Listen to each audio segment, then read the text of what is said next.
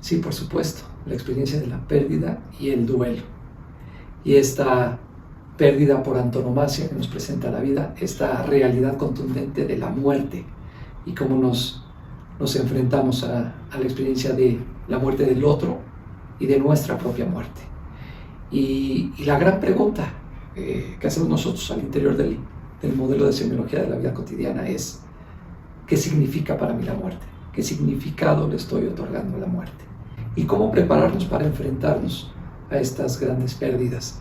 Y por supuesto, la pieza central del significado, qué sentido le estoy otorgando a mi experiencia frente a la pérdida.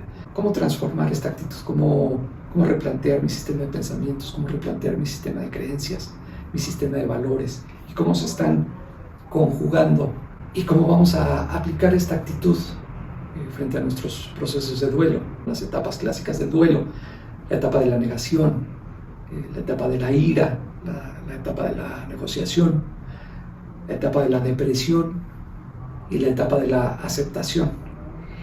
Y aquí es donde nosotros queremos aportar con esta visión de las etapas semiológicas, que es el contacto con la emoción y poderla expresar, y esta etapa del llanto.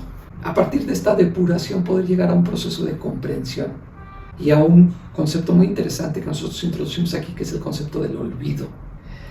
Y este concepto del olvido, que por supuesto no es el extremo de la amnesia, ¿no? Y de repente, ¿qué pasó? Pues no me acuerdo. No, pero esta dimensión psicológica del olvido, que consiste en comprender que lo que ya ocurrió ha terminado. Entonces, a través de esta dimensión del olvido, dar por concluido el proceso de duelo y a partir de ahí poder entrar en una reinvención de la realidad. Y entonces aquí podemos ver nosotros, por ejemplo, la naturaleza psicológica de los duelos, ¿no? Y hay como estos duelos clásicos que tienden a ser patológicos, estos duelos inhibidos, estos duelos diferidos que vamos postergando, o estos duelos crónicos donde realmente vemos que son años y años atorados en un duelo, en una pérdida, o duelos, por ejemplo, histéricos, ¿no? Donde es una emoción exacerbada, o los duelos anticipatorios, por ejemplo, y que nos hablan de este miedo fundamental a la pérdida. Y ni siquiera es que estemos confrontando la pérdida real, sino que estamos anticipando la pérdida y estamos proyectando ahí este miedo que nos mantiene atados en una emoción negativa. Y entonces, este conjunto de duelos patológicos que nosotros quisiéramos transformar, ahora sí, en los duelos sanos, en los duelos ideales, es decir, alcanzar una pronta aceptación del principio de realidad, una pronta aceptación de la pérdida, para inmediatamente volcarme al proceso de este duelo sano.